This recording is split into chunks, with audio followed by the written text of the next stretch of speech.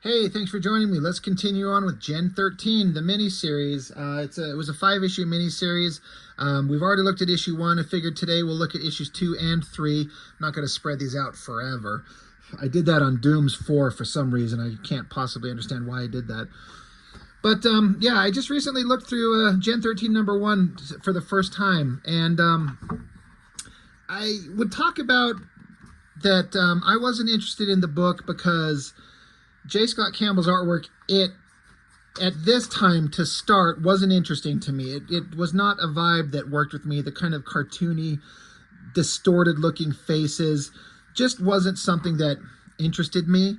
I look at it now and you can see that there's clearly an incredible artist just waiting to emerge. It's just right there. He had a kind of an odd style. People certainly liked it. People were into this book. This thing was a huge kind of success. But it wasn't in some level that was vibing with me. I didn't like it. So I didn't pick it up. I didn't care. It wasn't until the Gen-13 regular series happened and got several issues into it that I'd started noticing it and started picking it up. And then I collected it all the way through till J. Scott Campbell was done. But this original miniseries, the artwork just wasn't something that I liked. But like I said, I look at it in retrospect and I'm like, you can see how good Campbell is. But also, to be fair, as I understand it, Jim Lee helped with the layouts on this book. And if you know that, looking at some of the poses, like this is a very Jim Lee vibe thing. That looks very much like Jim Lee. And some of the panel layouts just feel like something that Jim Lee would do. So, you know, there's some assistance there. And so that's fine. I'm okay with that. I like that. Of course, the story, you know, we're introduced to 4 of the 5 main Gen-13 characters, and it ended with, you know, they're all kind of part of this government program. They don't realize they're being experimented on, but they just think they're there to do some special learning. But they get their powers, they get some kind of activation, specifically Caitlin Fairchild here, the girl who's this small, skinny, nerdy, hyper smart, but little mousy little girl. Well, she gets here and her powers activate and she turns into this giant Amazonian sex goddess. And that's, you know, that's basically shown by she gets taller and she gets huge tits. So that's where it ends. And that's kind of an interesting character trait, I think, honestly, where you got someone who's small and weak and ignored by men in terms of like a female character. And, you know, not anyone, like someone who's basically not attractive at all, and then suddenly you get these powers, and with those powers come the body of a sex goddess. Like, she's just the hottest thing ever. So that was the end of issue 1. So I figured, like I said, oh geez, we're gonna look at issues 2 and 3. Pretty fun cover. I wonder if that was a Jim Lee kind of assisted layout. Again, it's Campbell, it's got all the detail there. He's not taking any shortcuts. You got hot girls and muscular guys and lots of energy. But just the kind of rubbery, exaggerated thing that Campbell does just didn't appeal to me. So, like I said, issue 1, it ended with Fairchild getting her powers. And she was standing there. She gets her powers. Well, now we start out issue 2. They're like out there on the run. You're like, what? So obviously there's a little bit of a time jump. Again, I doesn't say in here, but I'm pretty sure that Jim Lee helped with layouts. And again, knowing that, looking at these things, I can see the Jim Lee kind of hand in it on several pages, if not all of them. So it's kind of an exciting layout. Jim Lee's good at that. But you got, yeah, Fairchild, you got Grunge, Free Fall, Burnout, and some other random chick here. It does say on the cover, should point out, introducing Rainmaker. And then I forget who the hell this guy, I don't know if we know who this guy is supposed to be. But this page is interesting because I remember seeing this. There's this like Wildstorm special. I can't remember exactly what it was. Some kind of just like behind the scenes thing about Wildstorm Studios. I've done a review on it. It's on my channel. But they showed this page very specifically with the Jim Lee sketchy layouts and then the J. Scott Campbell pencils and then the inks.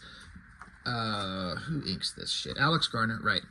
and then the colors. So this page, you know, I've seen for years, like the production, like how the in production kind of various stages of how this page was made. But so yeah, we've got Roxy Spalding, Grunge Chang, Sarah Rainmaker, Bobby Lane, and Tom Hallinan. Who the fuck is that? He blasts with his eyes. He's doing some kind of energy thing. I guess he kills the bad guys on these flying jets that are coming after them. So he's kind of a murderous monster. That's not good. You know, the drawings are all good. The details are all there. The coloring looks great. The inking looks great.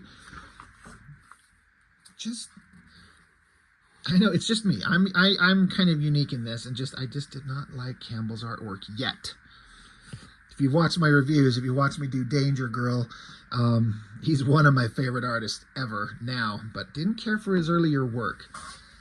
But we're just kind of getting introduced to these characters. We jump from issue 1 with them all just kind of getting introduced to now there's been a little bit of a time jump, and some of them, if not all of them, all have their powers. So Burnout, he kind of engages his flame powers, takes off into the sky.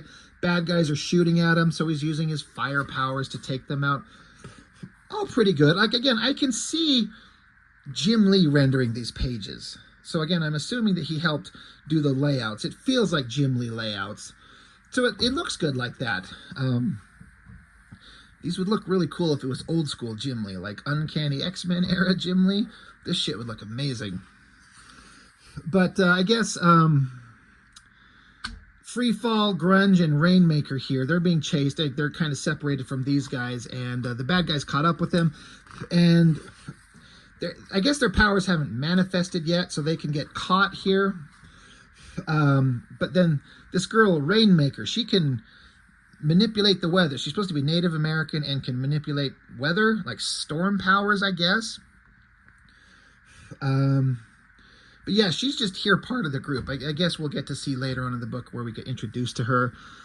Somebody comes up behind her, puts a gun to her head. But then she's going to pull the trigger and shoot her in the head. But then something kind of magically makes the bad guy soldier's gun lift up out of the air, and then lifts her whole body in the air, which, if you read the books now, but at the time we didn't know, but that was Freefall, her ability. She can make things levitate, float, whether it's telekinesis or what, I don't know. I honestly don't know what the exact definition of her powers are. But yeah, so they're excited because Freefall, she's got her powers, but Grunge is like, when will my powers manifest? But the team, they took out all the bad guys. They're together. They're surviving. So now it's a group of young kids with powers on the run. Fairchild, she gets a little pissed off at this other guy. You know, he's not part of the team, so he's kind of the odd man out. So there's some tension there. And then this spread. This is visually impactful. Again, so now we're going back in time. So the color palette changes to a whole other thing. And so we're kind of recapping issue 1. Fairchild was a skinny little thing, but she went to this school, this special academy, but it's there. They find out they're kind of giving them or activating powers within them. So there's the shot, like we saw at the end of issue 1, where she, becomes Amazonian goddess. Well, here's another shot of her. And so we're getting to see kind of what happened at the end of issue 1. In terms of art, like, the layout of this looks really good. The actual physical drawing is again, it's the same thing. It's not my favorite. This shot, like, I like the idea. The giant face shot, the side profile. I think conceptually that's perfect. I do not like, I think that drawing looks goofy ass weird. So it's just a matter of Campbell becoming better with his drawing abilities, which, again, I've said, he gets really good in really short order. Like, he excels rapid fire. But this, it kind of turns me off. Like, I don't dig it. I don't like it. But this bottom part, it's very much a Campbell thing with drawing lots of figures, some kind of like humor going on it with all these people kind of standing in line, almost like soldiers. So good idea, decent attempt on the execution, but I don't think it exactly works. It just looks kind of distorted and weird. That being said, this shot of her standing over the guy looks good. And these faces, this upshot of grunge, there's some kind of like, you could see the finesse in the drawing starting to come out. It's a good angle, good expression, good lighting. It's pretty good. So, you know, again, picking up at the end of issue 1, she manifested her powers. Like, hey, this is awesome. Grunge is, of course, a little bit of a pussy hound, so he's like, can't help but notice her hot body. That's why he's looking at her. But like, we got to get out of here. So Caitlin grabs a shirt off of someone to cover herself. So now they're running from the soldiers. The chick, I think her name is Bliss, she's after them. She's sending her soldiers after these kids. So Fairchild's able to like rip open the wall. They keep running. They go through a tunnel. They're come to a precipice. They have to jump out and get away. Kind of like standard, I don't mean this in a bad way, but like, you know, action beats. Like, we're running, we come to an end of a tunnel, we're at the top of a high cliff. How do we get away? We're done for. Right in the middle of the book, a pinup by Richard Johnson. I don't know if I know who Richard Johnson is. It's not bad. Whoever he is, I don't know. Where would I have seen this guy's work before? Am I just missing something? It's less flashy than Campbell's stuff, but it's certainly, I don't know, a little more advanced. It's a pretty solid shot of the face on grunge there. Not bad. But yeah. In the tunnel, I guess Burnout, I guess he'd been hiding off somewhere, so he blasts a hole, he vaporizes these guys. So then Burnout and whoever random other guy is in Rainmaker, they come down here. This is some kind of bullshit like way to get them out of it. Burnout with his heat powers, he basically says he floats them out of there on a thermal updraft, which is like, really, your heat powers, you can create like a heat updraft to fly everyone out of there? Nothing works that way. But of course, people don't have flame power, so what the fuck do I know? But that's how they got away. And then, of course, one of them in a backpack has like a uniform for Fairchild, which leads us how the book opened up. She gets her hot little uniform on, and then they're running from the bad guys, which brings us up to the current time. So, you know, there's lots of character moments back and forth, and, you know, sides are being picked here. Basically, the team is kind of forming, minus the one kind of man who's the odd man out. And he's not fitting in with the group, so there's a lot of screaming at each other and yelling at each other. But, God, who... I guess they got one of the bad guy soldiers captured. And so the odd man out dude basically explodes the soldier's brain there. And they're like, this is where Caitlin is kind of standing up. Like, we can't be with this murderous guy. But the rest of the team, they're like, no, we're going with murderous guy because we think he's the one who's got we've got the better chance of surviving with him. So they all go leave and leave Fairchild behind. So again, the team has to learn to work together. They got to come together. Grunge says, I'm not sure about this, Roxy. I mean, I'm not gen positive. Like, he doesn't have the genetic traits to get superpowers. And they're like, just don't worry about it. It'll happen. We'll get there. And then we got the bad guys, you know, hot girls sitting around looking slutty, drinking martinis or whatever. Whatever. I was saying that the story in these things, in my opinion, are not that interesting at all. The only thing that makes it work is Campbell's artwork. And even if it's at this level where I wasn't particularly a fan of it, everyone was hyped up about Campbell's artwork. But these stories in these things, it's just such mostly cliche shit. The stuff that kind of sells it, in my opinion, is the characters and kind of the lighthearted sense of humor. And because it's like a teen comedy, there's like always like sex stuff sort of folded in there. So it's like a teen sex comedy with some action. And that works. You know, you got hot babes everywhere. So this is all pretty solid artwork. Again, the design, whether this is a Jim Lee layout or Campbell is doing this, like with her big shot of her, you take the opportunity to draw a big awesome shot of her. She's lost in thought. We're kind of getting to know her character. But But she's like, I gotta go save my friends. So she finds a gun and picks it up, and this is an image I saw all over the place. This was reproduced a lot to show her like, I'm gonna save my friends. I'm gonna go help my teammates. I'm gonna go kick ass and take names. And then when I got to the back of this book, I was like, what the fuck? This has got a big chunk ripped out of it. And there's a coupon. And it says, hey, to our readers, don't cut the coupon out of Gen-13 number 1. I didn't even pay attention to a coupon. Is it? It is. That's funny. Okay. Here's what they did. There's a coupon that they say clip out and send in for this prize.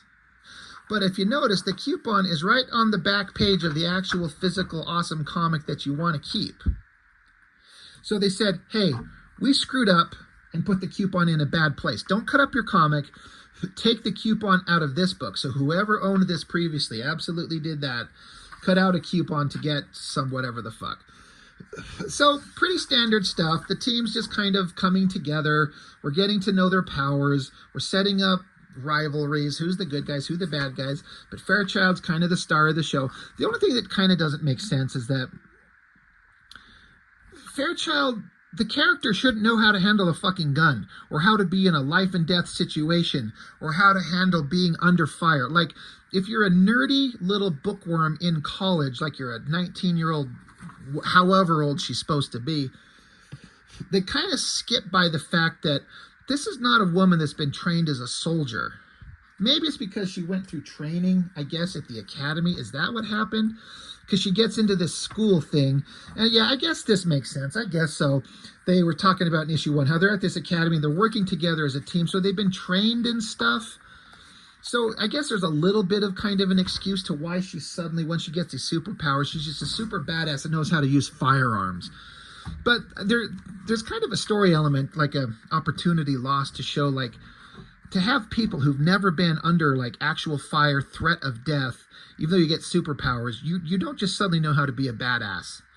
But it's a comic book. It's supposed to be sexy and awesome and fun. So, well, that was issue 2. That was something, I guess. Issue 3,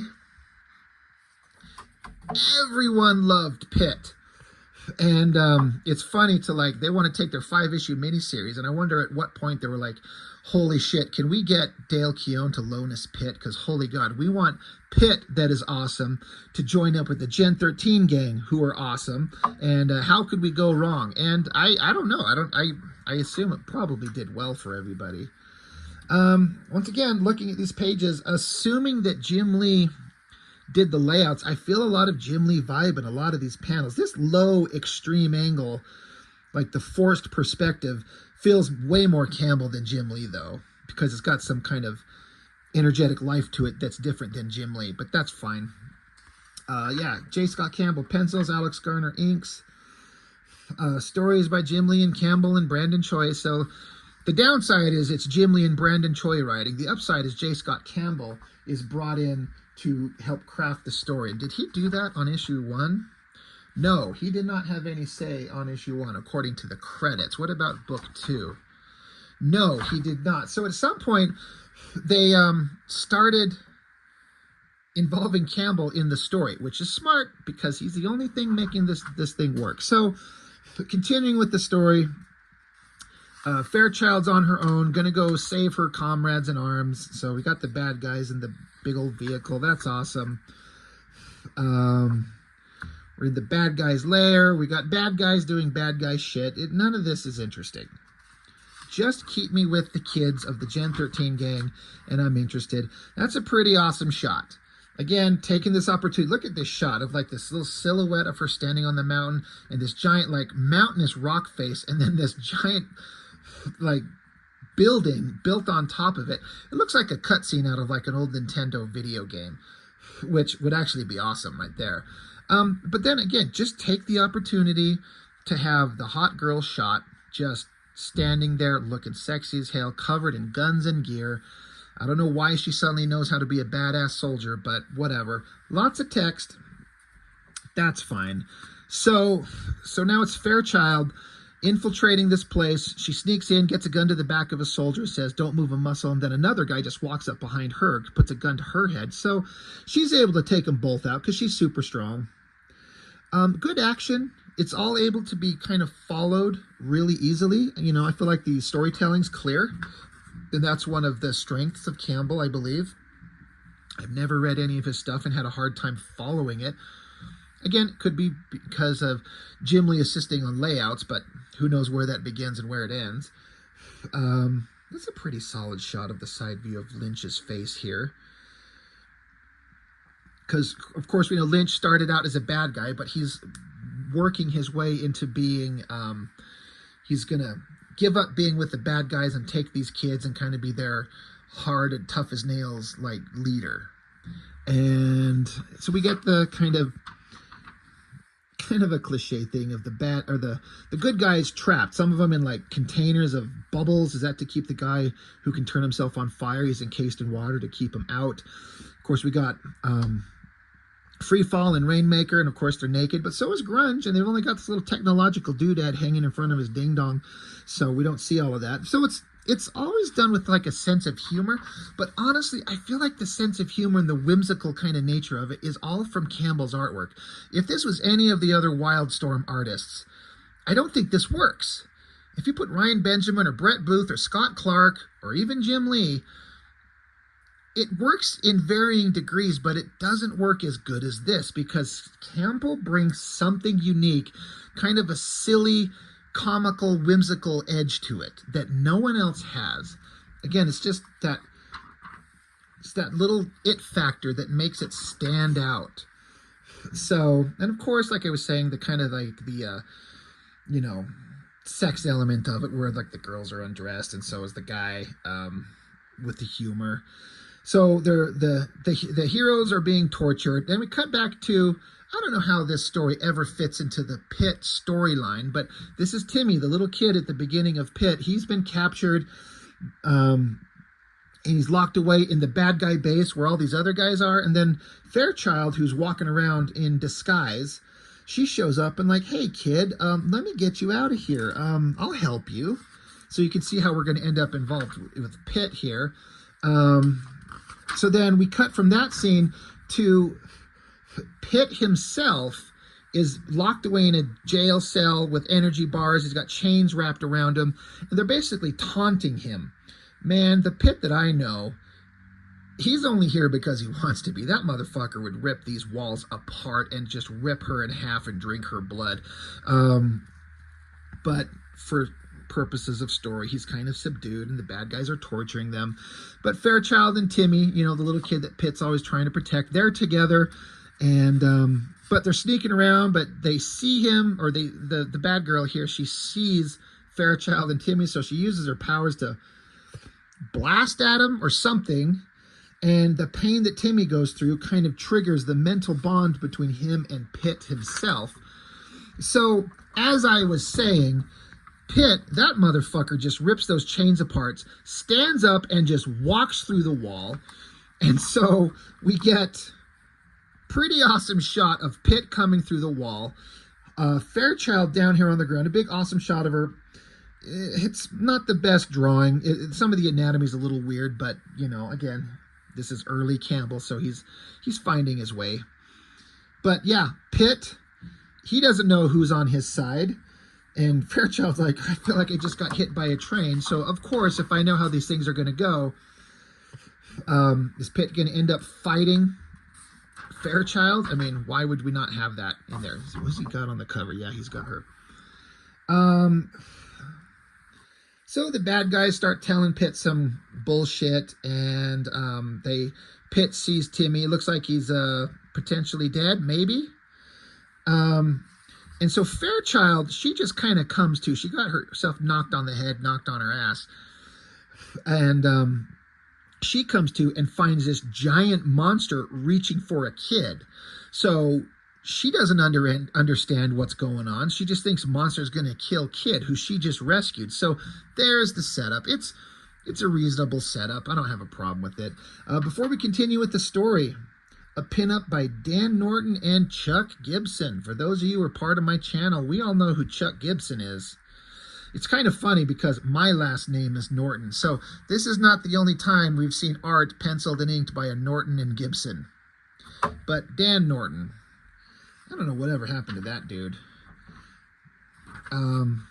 So this is old work. This might be amongst the earliest stuff that Chuck had ever inked. Chuck, is that correct? This is 94. So is this one of the earliest things you ever did? I never particularly was into Dan Norton's artwork. It was like fine. It's like a lot of the guys where they're very competent, but they never seem to be amazing. So it's kind of fine. It's all right. But yeah, Chuck, where does this fall in the earliest things you've ever done? Interested about that. But yeah, so now we get back to it. This is funny. Just this basic pinup here, kind of bland, and then we cut back to Campbell's artwork. And I know I'm talking how much I don't like it, but there's just suddenly an energy and an excitement to this page that it does not exist on this pinup here at all. So it's just kind of how awesome Campbell actually was. She screams at him. That's a great shot. Close up of Pitt's eyes and the wrinkles in his face there. And Fairchild just tackling his ass, slamming him into a wall, which goes to let you know just how strong Fairchild is. She's no pushover. She is strong as hell. But Pitt's like the Hulk, in my opinion. He's like the Hulk of the Image Comics universe. Like, over in Marvel, historically, it was like if you ever want to test to see how strong a character is, you put him up against the Hulk, because Hulk is the strongest one there is. Well, it's kind of the same thing. Pitt is like that version. He's not necessarily the strongest, but he's far and away the most deadly and violent one. So Pitt just punches her right back, so they don't know what's going on. He's got her by the throat, holding her in the air. That's all pretty awesome stuff. It's a pretty good version of Pitt. I don't know that the best version of Pitt is like a cartoony thing that J. Scott Campbell would do. The best version is Dale Keown by far. But, you know, so Pitt's kind of giving her a bunch of shit, talking about how, you know, sending a female after Pitt was a mistake since they are the weaker sex, and that pisses Fairchild off. So she kicks Pitt right in the fucking balls, and he's pissed off, and then she knees him in the face and picks his ass up. So again, all of this stuff, fun drawings, pretty well done, really solid shot of Fairchild picking his ass up. Looks really good. And again, we're establishing just how strong Fairchild can be, which is really strong. You know, if Pitt just wanted to ram his claws in there and rip her ribcage out, he could. So she tosses him aside, and then Pitt's mad, so now he does extend those claws, and he's like, all right, now I'm going to murder the shit out of you. Back with the bad guys torturing Grunge. Your energy's charged up. There's torture. There's, you know, drama. So we have to have free fall. She's freaking out. I'll kill you if you don't stop this. But of course they zap her, and of course they're not wearing any clothes. So, you know, the girl's got to bounce around while they're getting tortured while wearing nothing. But so is Grunge. But this distraction lets Grunge get free, and he snaps his bonds and knocks this guy out. So it drops free fall to the ground, and they kind of embrace, and well drawn. You know, the figures are pretty solid. The shadows are pretty good. So I guess they find themselves some outfits to wear, some kind of clothing, including straps to put on his arm and big old thug boots. I don't know where they find these ridiculous clothes, but all right, at least they're dressed now. Bad guys are watching on as Fairchild and Pitt continue to go at each other. And when they drop into a room with a whole bunch of bad guys, this is where Fairchild and Pitt both realize, like, they're fighting the wrong people. They shouldn't be fighting each other because you got all the guns pointing at them. And they're like, I think we've been fooled. And Pitt's like, oh, okay, I get it. And so it's Lynch, and he's like, everyone on my arc, fire, and then you'll be here for next issue, right? So that's the end of that. So that's issues 2 and 3. Kind of fun. It's kind of fine. It's still not my favorite anything, but I just look at it through a different lens being older now, and I can see the level of detail and energy that Campbell puts into his pages, even if his kind of rendering of figures is a little bit kind of cartoony and goofy in a way that I don't like, he is really skilled. It's all there. It's just got to have some time to grow, and it does. So letters, pages, people are loving the comic, of course. So that's it. So that's Gen 13 issues 2 and 3. I will get back to issues 4 and 5 soon, and we'll kind of be done with the opening miniseries. And then we'll get into the regular series. I don't actually have the first issues of those, but I think I started collecting it at like issue 5. But we'll get into it, because they deserve to be seen. Campbell is legitimately talented. He's a great artist. And like I keep repeating, I know even if this earlier stuff wasn't my thing, it certainly showed huge potential to come. So very good stuff, very cool. So that's all I've got for Gen 13 issues 2 and 3. We'll look at 4 and 5 soon, and that's all for now. Thanks for joining me. See you next time.